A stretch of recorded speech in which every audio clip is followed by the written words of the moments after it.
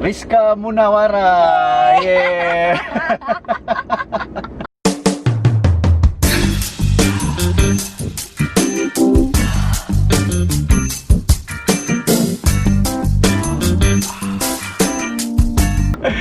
Akhirnya Rizka ada di konten aku diculik Agan. Ini benar-benar diculik nih. Karena lagi masa-masa lebaran aku culik nih, karena susah sekarang hubungi Rizka tuh harus 3 bulan Pak.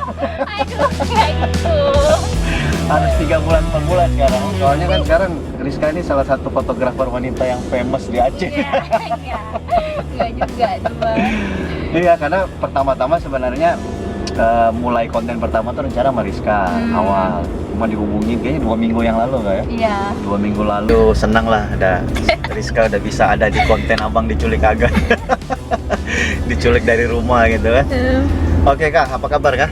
Baik, Bang. Baik, sehat ya. Sehat. Gimana kuliah? Kuliah aman, cuma agak ada beberapa kendala mungkin. Harusnya sih sidangnya bulan ini, bulan 8 kan. Cuma karena berarti udah selesai lah, tinggal sidang ya. udah Oke, hampir selesai. Oke. Sama Jumala juga ya. Dikit lagi. Aduh, Rizka nih salah satu fotografer yang progresnya tuh luar biasa sekali ya. Dari Abang kenal kita udah berapa lama kenal? Udah lama kan? Udah. Dari awal Rizka mulai motret di street itu udah kenal banget. Oh iya, udah. Iya. Awalnya Rizka ngikutin workshopnya Bang Agan. Wih, Yang iya. soal personal project. Jangan bilang workshop. Dari situ diskusi ya. Jangan workshop lah, ngobrol santai. Workshopnya seakan-akan tuh udah advance gitu, udah master gitu kan. Dari situ Rizka kenal personal project. Wih, luar biasa, keren. Dari mulai gudang gitu kan. Kayaknya kayak suasananya itu dari gudang, terus mulai pindah ke kafe, mulai pindah ke kedai kopi. Aduh, mantap lah. Yalah, aku lihat Rizka tuh progresnya tuh luar biasa. Terutama di pengerjaan project, pengerjaan foto story, itu luar biasa lah. Sampai terakhir lewat Ipanya Foto gitu ya. Oke Kak, seperti biasa Abang bahas-bahas masalah fotografi dengan Rizka. Cuma Abang pengen tanya-tanya sedikit lah, masalah lebih personal gitu kan. Bisa dikorek-korek, bukan masalah hati. boleh. Masalah lebih personal gitu kan, bukan masalah perasaan gitu. Rizka ini ke Banda Aceh merantau ya? Enggak, Rizka emang tinggalnya di Banda Aceh, asli Banda Aceh. Oh, asli Banda Aceh. Oh, pantas lebaran-lebaran kayak ini nggak ada kampung gitu. Iya, ada kampung. Kuliah sekarang di UIN dan sudah mau selesai. Berarti kuliahnya udah selesai ya? Hampir selesai. Berarti kuliahnya komunikasi. Iya, komunikasi. Oh, komunikasi. Oh ya Kak, di komunikasi itu ada nggak sih diajarin tentang fotografi? Ada di awal-awal mata kuliah itu di semester 3 ada mata kuliah fotografinya, cuma fotografi jurnalistik karena kan kami memang komunikasi dan penyiaran. Oh gitu. Oh gitu, ada penyiaran karena UIN ya. Jadi ada keislamannya ya. Penyiaran. Jadi bukan jadi ustazah. Nah. Kalau mau jadi ustazah boleh juga. Oh gitu. Cuma kita berdakwah melalui foto. Wih, berdakwah melalui foto. Keras. Oh gitu. Tapi dia pelajaran fotografinya tuh nggak terlalu banyak kan sebenarnya kan? Dia iya, cuma satu kali aja. Oh, satu pertemuan? Atau nggak satu SKS? Dua SKS. Dua SKS. Berarti disitulah baru kita kembangin sendiri lah. Kalau memang kita arahnya memang punya passion di fotografi, ya udah kita kembangin sendiri akhirnya Kak ya. Terus Kak, cerita sedikit lah, kenapa sih Rizka bisa tertarik di dunia fotografi? Dari awal tuh seperti apa? Jadi sebenarnya Rizka kenal fotografi itu dari SMP. Oh SMP. Dari SMP udah kenal sama kamera kan. Itu masih motret pakai HP atau memang udah ada kamera? Kamera Udah ada pocket kamera. gitu. Oh, kamera pocket. Iya. Jadi Abang Rizka kan fotografer juga. Oh, jadi di rumah itu dia ada kamera. Jadi Rizka coba pakai ya. Oh. Yang difotoin pun saudara-saudara itu, teman. Tahun berapa tuh Kak? tahun SMP berapa ya? SMP. Rizka SMP. Sekarang umur Rizka 21. 21 Tahun. Nggak tahu Rizka lupa tahun berapa ya. Pokoknya awalnya mulai dari kamera pocket gitu kan.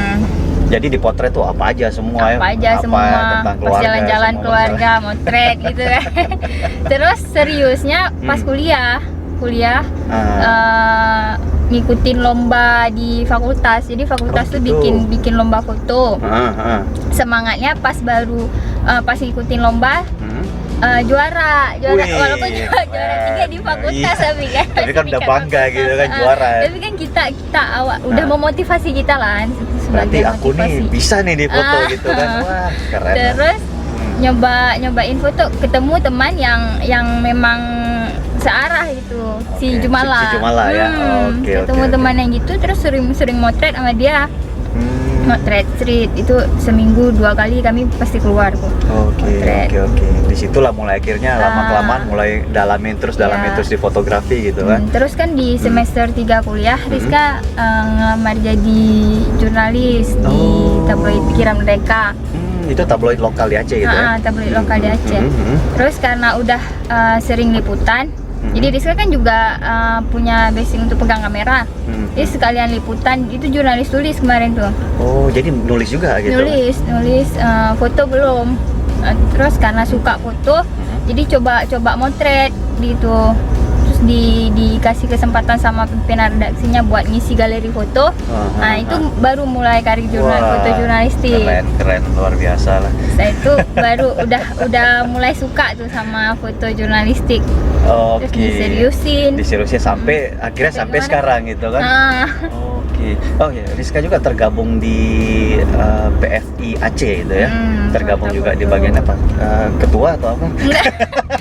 Ketuanya Bang Bedu Saini. Oh, Bang Bedu, pikir Rizka ketua apa? Rizka apa bendahara atau apa? Rizka wakil sekretaris. Wakil sekretaris, nanti apa? Wasekjen ya? Wakilnya Pak Eko. Wakil Pak Eko. Fitnya Rizka, foto-foto Rizka di Instagram tuh kayaknya lebih ada sesuatu yang bebas gitu kan, maksudnya pandangan nggak jelas itu Bang. Nggak jelas. Pandangan teman-teman kayak gimana sih, maksudnya Rizka seorang jurnalis foto tapi fotonya tuh suka-suka gitu kadang-kadang ya, yang agak di luar konteks lah daripada foto-foto biasanya tuh.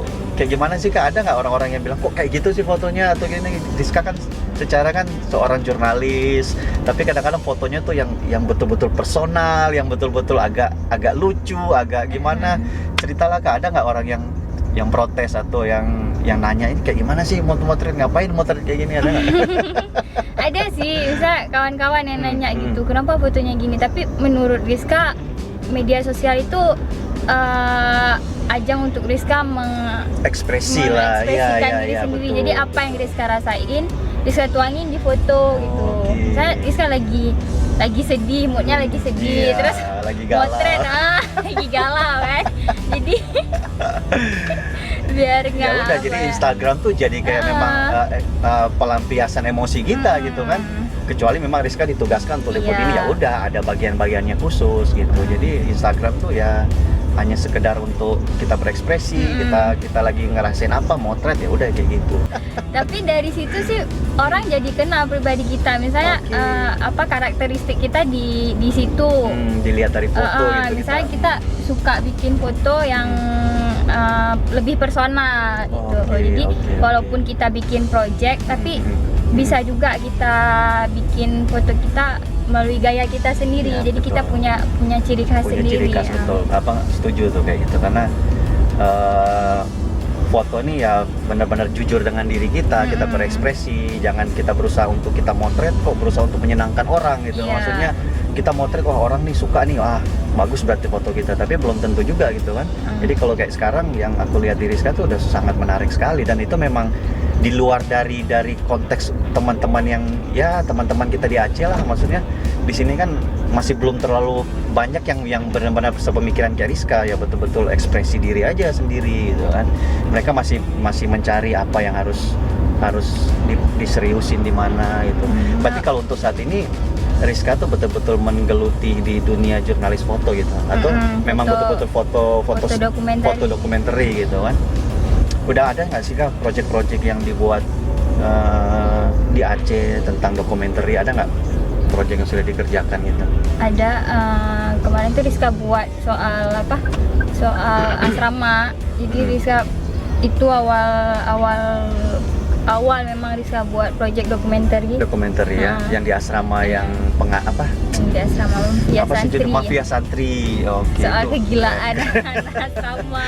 itu keren banget tuh fotonya. Wah, itu mantap lah yang lolos di In Sumatera kemarin ya. Iya. Waktu pameran dibuat di Padang gitu kan. Ya Kak, kita ngobrol-ngobrol masalah personal project gitu kan, masalah personal foto gitu kan. Sejak kapan Rizka mulai tertarik untuk mengerjakan personal project atau personal foto di luar daripada foto-foto dokumenter yang biasa Rizka buat sebagai seorang jurnalis gitu. Tapi melihat ada beberapa foto Rizka tuh, ada beberapa project Rizka yang Rizka buat sudah lebih ke personal gitu. Sejak kapan mulai ada ketertarikan di situ kan? Sejak ngikutin diskusi Sejak diskusi. Jadi Rizka kenal itu kan. Terus ada juga Rizka ngikutin diskusi sama Kak Eka Nikmatul Huda. Oh, oke.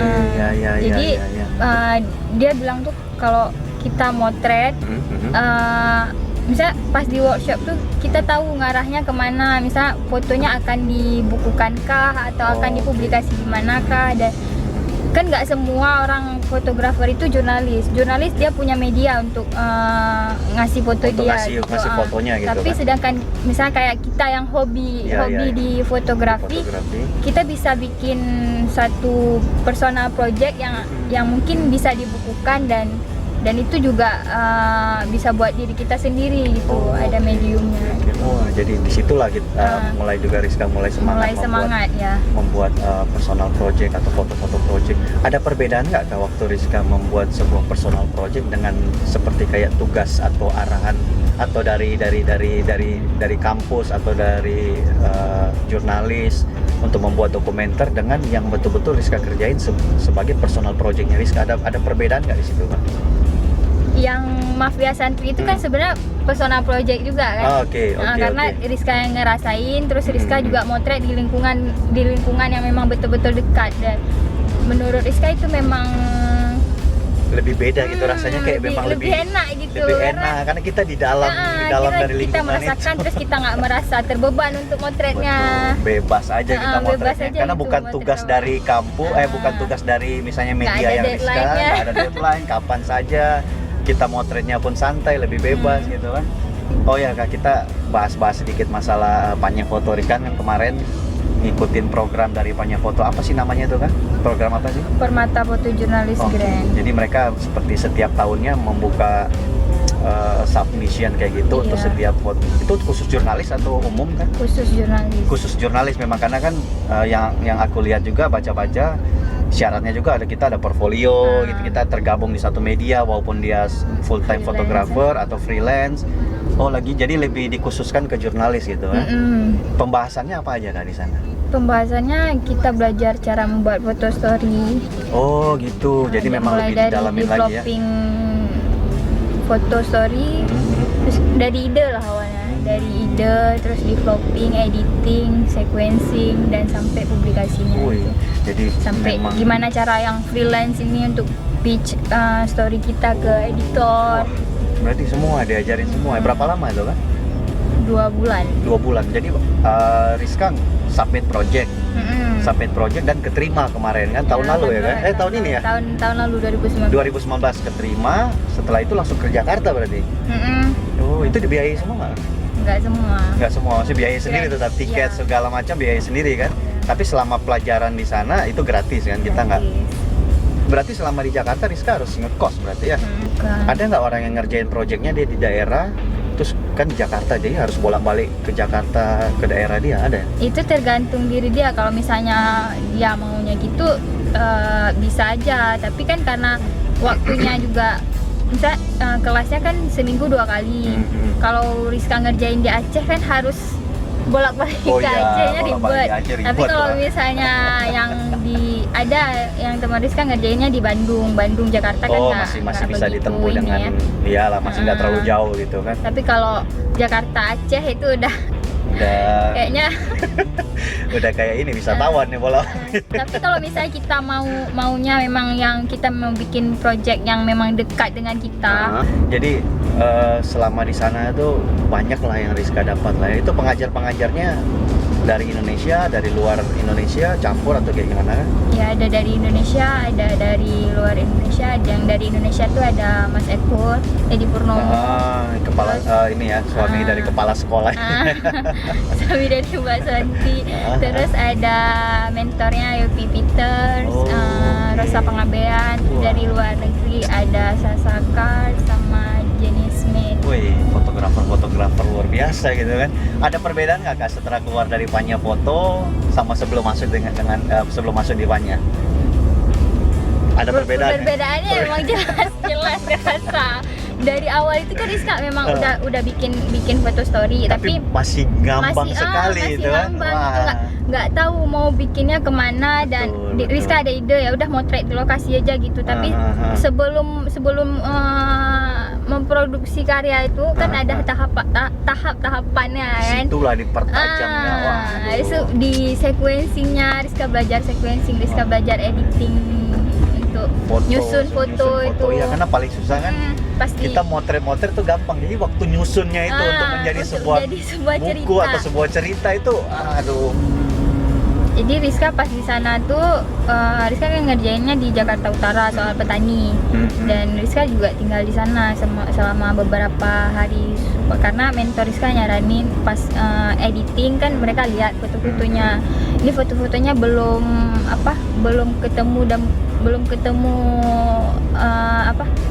belum jadi lah. Belum jadi gitu, masih nanggung gitu. Masih nanggung gitu. Kayaknya kamu perlu nginap gitu. Waduh. Jadi kan karena Rizka belajar kan. Jadi tinggal di rumah petani itu? Ya, tinggal di sana. Berapa lama kah? Rizka tinggalnya 5 hari. Jadi gimana waktu kita masuk bilang, Bu, saya mau tinggal di situ, gimana sih ceritanya? Rizka kan udah sering bolak-balik ke situ. Oh, sering bolak-balik. Nah, habis tapi itu? yang pas awalnya Rizka juga ceritain kalau misalnya Rizka lagi belajar foto di Jakarta, lagi bikin foto cerita jadi soal saya petani. kayak lagi sekolah lah kita gitu kan. Iya, jadi makanya mereka welcome gitu aja kan. Terus kayak gimana Kang? Maksudnya bisa nginap selama 5 hari dengan orang yang Rizka tidak kenal. Maksudnya kenal tapi ya baru-baru kenal ya, gitu. Baru kenal, terus gitu. Bukan di Aceh pula, di Jakarta itu kayaknya perlu kemampuan khusus kayaknya. Perlu ada skill khusus yang kita bisa tinggal, bisa berbaur dan ngobrol kan 24 jam tuh selama 5 hari itu kita kan ngobrol sama dia kemana Rizka ngikutin semua. Ya fotografer dokumenter emang harus gitu Iya, memang harus tinggal gitu. Karena kita kan mau menceritakan apa yang mereka kerjakan. Dan misalnya kita cuma perginya siang gitu, ya udah kita cuma dapatnya momen-momen di siang hari, kita nggak tahu gimana mereka di malam harinya gimana. Terus waktu mereka tidur ada Rizka foto, masalah ada TV-nya, semua keadaan rumah, keadaan di malam. Keadaan rumahnya gitu kan. Keren. Itu judulnya apa Kak? Land of My Land. Wih, bahasa Inggris, Bu. Sampai sana ada Inggris. Oh ya, Kak, dan Rizka ini salah satu fotografer yang ngikutin siapa? 10 orang ya? 10 orang kan, salah satu dari 10 peserta yang mendapatkan kamera Leica. Iya. Pernah terpikir nggak Kak dari dulu cuma motret pakai kamera pocketnya abang, sekedar motret, dan akhirnya sampai tahun kemarin tuh dapat sebuah kamera gitu. Kita nggak ngitungin harganya, tapi maksudnya dapat secara gratis gitu.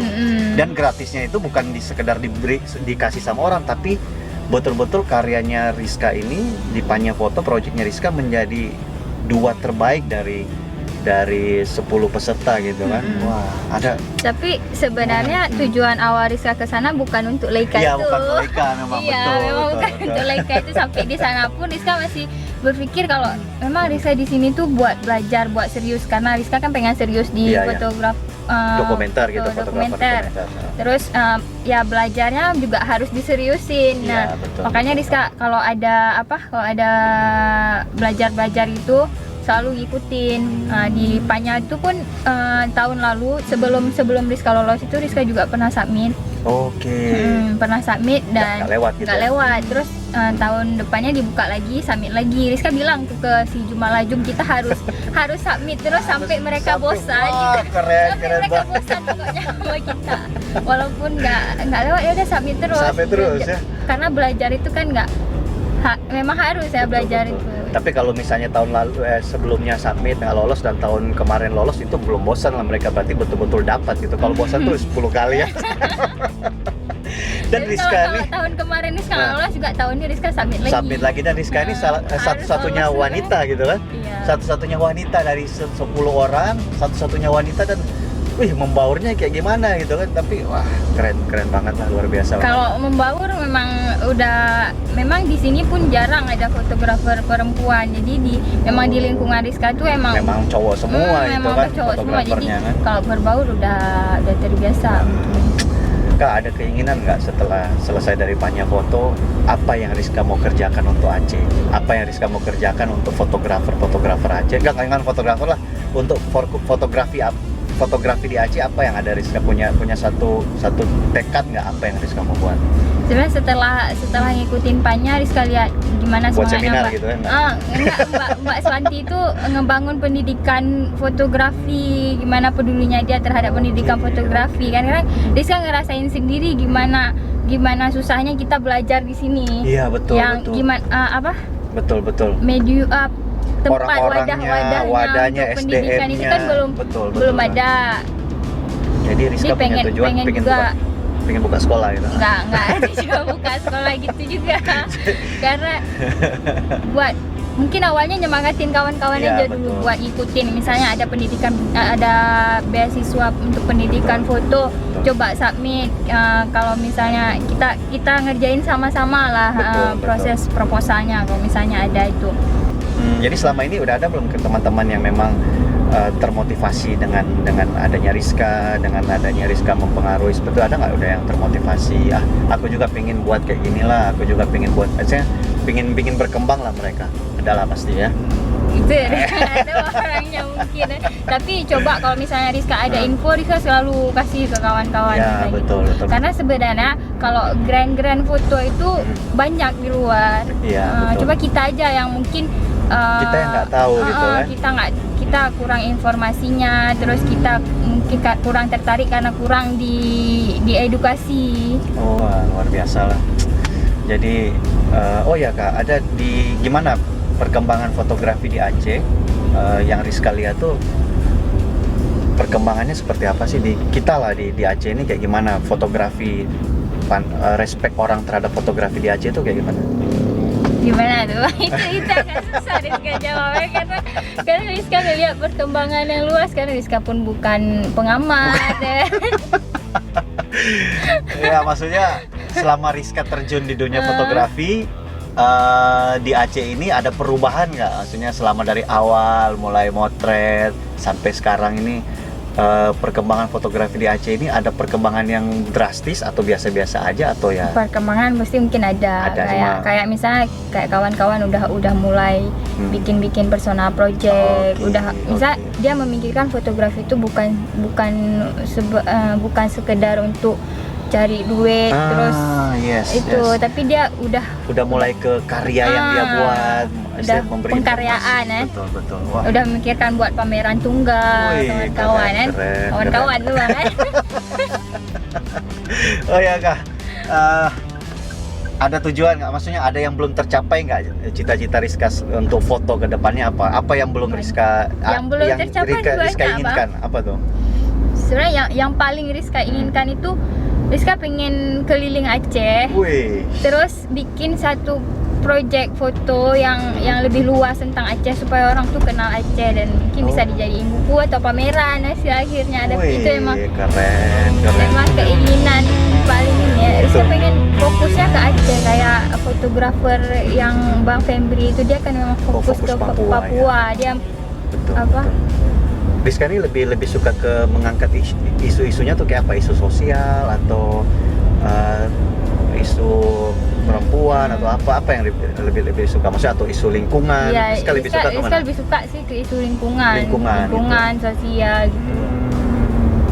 Cuma kan bisa juga lingkungan Digabungkan, digabungkan ya, ke ya, misal ya, ya. ke gendernya, Ya, betul, kan? betul. Karena kita perempuan, kita juga menyuarakan Wah, apa yang itu keren. perempuan. Secara Serikandi Aceh gitu. Tapi Kak, ada suatu kebanggaan nggak sih, maksudnya Rizka yang dari daerah di Aceh bisa ikut banyak foto dan diapresiasi segitu luar biasa, mendapat juga penghargaan dan mendapat hadiah Leica juga, ada kebanggaan pasti loh, ada kebanggaan tersendiri nggak? Kebanggaan pasti, cuma kan kalau misal kita memang larut di kebanggaan Iya, itu, betul. kita bahkan jadi down lama-lama. Oke Rizka, kita sudah ngobrol-ngobrol tentang personal project juga. Aku sudah culik Rizka di waktu lebaran, harusnya makan kue, dapat ampau. Ini mana lebaran kedua aku udah culik Rizka untuk ngobrol-ngobrol, tapi nggak tahu kapan lagi, karena Rizka nih salah satu orang yang jadwalnya tuh padat gitu. Ya enggak, Rizka jadi padat di warung kopi bang, kerjain skripsi. Itulah makanya dari masa-masa kayak gitu tuh abang, Rizka bisa ada tuh di konten abang tuh, itu satu hal yang menarik, satu hal yang luar biasa. Oke Kak, maju terus berkarya. Amin. Ya Kak, membangun Aceh gitu kan, kalau perlu mencalonkan diri jadi perempuan yang berkarya gitu kan. Iya.